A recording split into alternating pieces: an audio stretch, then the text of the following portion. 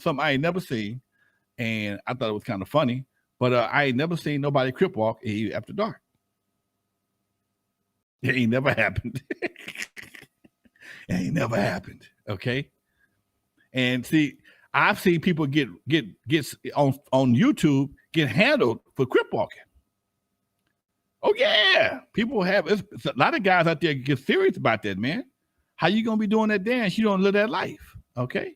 But you make something. You take something that's that is as tribal as that right there, but then you make it make it universal, because now you watch.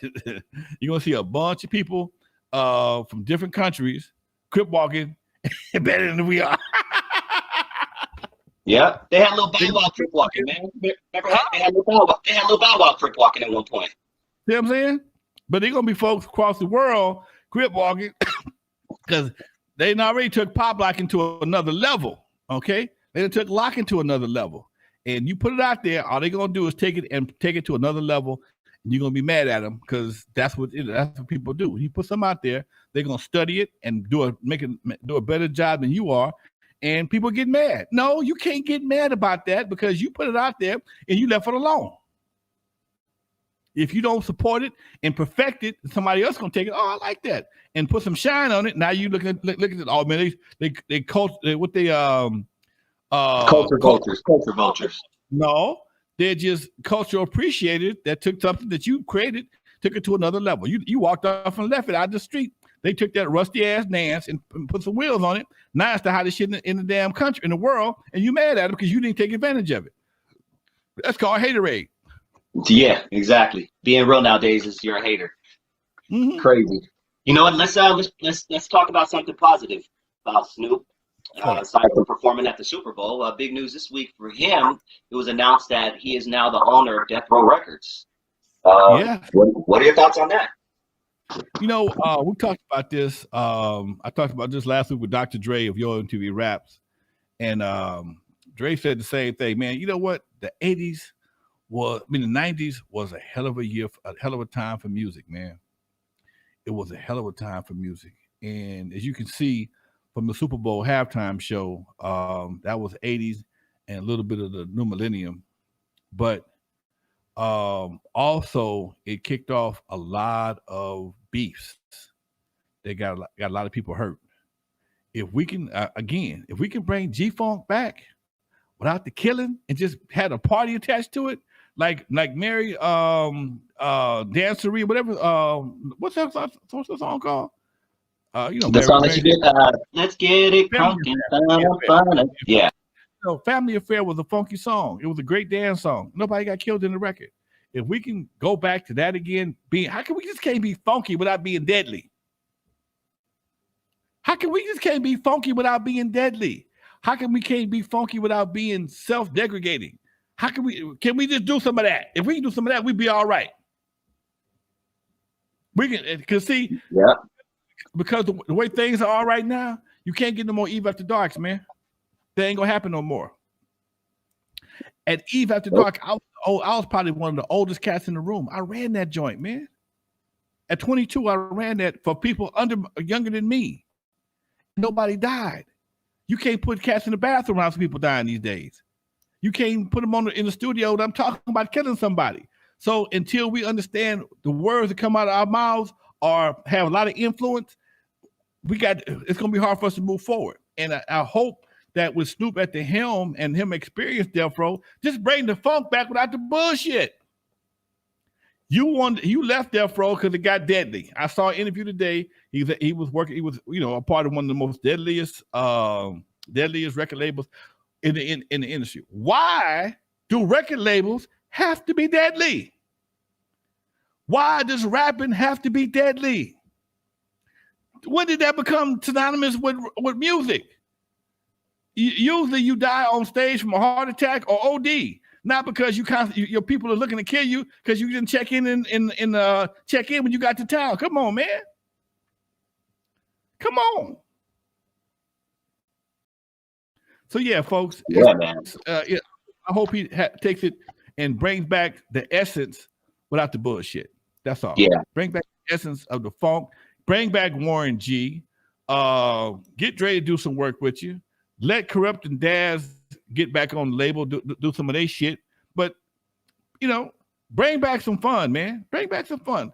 You know, I just think that, you know, rap at this point has become very self-destructive. And Danny Boy, thank you, Martin. Go find Danny Boy. Go find Danny Boy. See what Quick is doing, okay? KD. And bring back the real shit back to the music scene, man. Because the OGs are the only one who can save this game. Mm-hmm. Stacey Walker, thank you very much. I see you, Stacey. I see you. The OGs can save the game, man. You know, and I can't save it. I can tell you what I want to see. I can tell you what needs to be done. But at this point right now, Snoop, Dre, Kendrick, 50, Mary, all of them, Eminem, they the hottest thing. They hotter than fish grease. Ain't nobody talking about Lil Baby. Ain't nobody even thinking about Kodak Black getting his ass shot. Okay, it's an afterthought. Okay, that's so regular now. It ain't even exciting no more. The nigga live, well, he live. Don't worry about it. Next Super Bowl. Okay, he lived, so it ain't exciting. He got shot in the leg. Okay, they're gonna get that nigga some stitches and a band-aid, and he's gonna limp his ass back to where he come from. Yep. And it's funny that you said that, Lonzo, because even to this day, stations in Los Angeles like 93.5 that plays mostly 90s music, they have higher ratings than the Power 106s and the 90 whatever's around. I don't even know, but people are more into the older stuff. They're not even checking for the new stuff. They're still checking for the old stuff. They're checking for the older stuff because the older stuff has substance. Yeah, and yes, I understood Warren G wasn't signed to Death Row, but he ain't signed to nobody right now. Bring him over to Death Row. They was all together. Snoop, Warren G, and Nate Dogg. That was all 213. But you know, Warren G went to Def Jam West. Thank you very much. But why he ain't signed to the West Coast? That's your homie. Bring him on. He's the inventor. He is the inventor of G-Funk. Bring that groove back. Warren G wasn't killing a bunch of folks. He had to and regulated because they robbed him. But for the most part, that wasn't his vibe.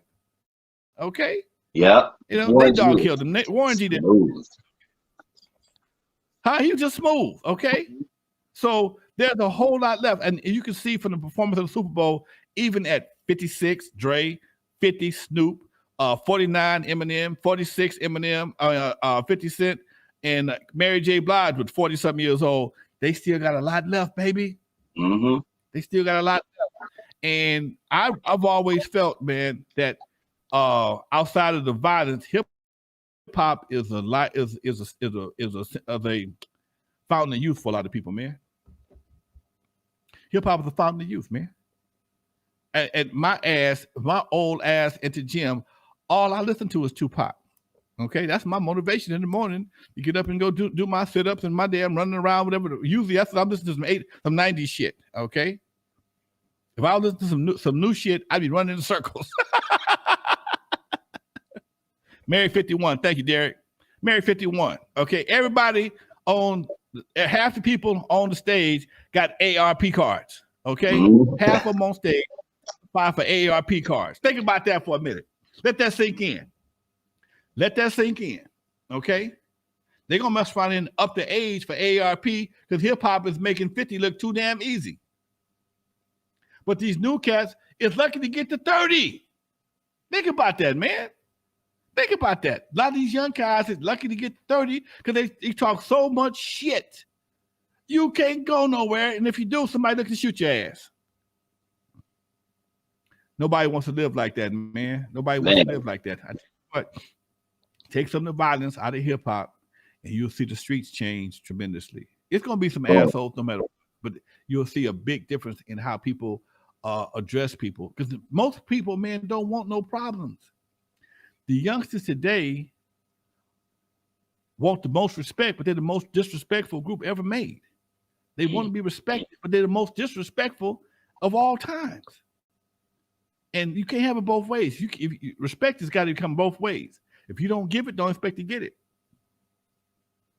I'm telling you something I learned. I'm telling you what God loved, and that's the truth. Mm-hmm. Man, this was a dope show, man. If you guys want to check out Lonzo's latest interview with Dr. Dre, the East Coast Dr. Dre, go to the archives in the videos and check it out. What did you guys talk about last week? Man, we talked about the Super Bowl. How when people ask me how I got to the Super Bowl, how'd you get to the Super Bowl? And I tell them Dr. Dre. And I let their minds lie to themselves. I didn't tell you Dr. Dre from N.W.A. I said Dr. Dre. And that's how I got to the Super Bowl, because of Dr. Dre. Dr. Dre from Your MTV Raps. Yep. And we talked about some of the things we got coming up. We actually looking to do a podcast together. West Coast and East Coast, old school. Well, he don't like to use the word old school. Old school and West Coast, East Coast, West Coast vets, just talking about hip hop from a different perspective, man. He got a lot of friends doing Your MTV Raps, gives him a lot of juice with a lot of people. Same here. So hopefully between the two of us, we can come up with a pretty dope show, man. And nice. We'll make it happen. Yeah, his story, man, is amazing. He was there from the beginning as well. It's going to be really cool to see you guys mesh together. Yes, man, sir. Shout out to everybody in the chat, dude. Much love to Marlon Cozy, American Negro, for holding us down in the chat. CLOG, Cerebral Life, Alvin Knight, man, they're all telling you congratulations and they're proud of you. They're happy for you. I appreciate all that. I got a conversation tonight about the Eve After Dark story, baby. Nice. Damn, dude. Yeah, I think this just opened a big door, Lonzo. I think this just opened a big door for you, man. I tell people all the time, man, did Dre pay you for that? Nope. You can pay for Straight Outta Compton? Nope. It ain't what happens to you, it's what you do with it, man. You ain't anybody got to give you a check to make some money. Okay? That's no. It would be nice, but you ain't got to wait for a check just to get paid. And that's what I've been doing all my life. Nobody ever gave me shit but opportunity. And I tell anybody, if you're trying to get something, don't wait on nobody to give you nothing. Okay? Sometimes you got to make some shit happen. Okay? He opened the door. And like I said before, I'm like, James Brown got a record. I don't want nobody to give me nothing. Just open up the door. I get it myself. That's been my philosophy all my life. And I got to give a shout out to somebody, three people. All three, two of them have passed. Jeffy, the owner of Eve After Dark. My dad, for taking me to the Eve After Dark to meet Jeffy, because I had no idea that day I was going to walk out with a nightclub. I had no idea that was going to happen. And last but not least, she's still living. And I just talked to her yesterday. I call her my fairy godmother because she was the person that had the money to help me get the Eve After Dark started. We talked yesterday for a good little time. She's still alive. We still talk on a regular basis. Jeannie Billetary out there in Harbor City. That's my fairy godmother, okay? And I've been calling that since I met her 40 years ago. And I still call that, and I'm 64 years old, and I still call her my fairy godmother because if it wasn't for her, it wouldn't have happened, dude, because I didn't have the money. Bottom line, she believed in me. I believed in me, and she said, all right, here go my money. Don't you come back without my money. And we laughed about the whole Eve After Dark situation because she was a big part of that. Much love to you, darling. Thank you very much. Thank you, everybody in the chat room. Thank you, extra thank yous for all the folks that dropped something in the till. I appreciate it very much. American Negro, Celebrate Life, OG, Seaborn, Willie Moe, Marlon, Miami 808, Compton Girl, all my folks out there, y'all. Thank y'all very much, and look out for some shit because I'm working on some shit soon. I get off this channel, folks. Man. Keep it going, baby. Keep and everything between, folks. Dusty, much love to you, Doc. Always a pleasure, my man. From the West Coast to the East Coast and everything between, folks. You are live with Lonzo, the Godfather of West Coast hip hop. This is how we do it every chance we get, folks.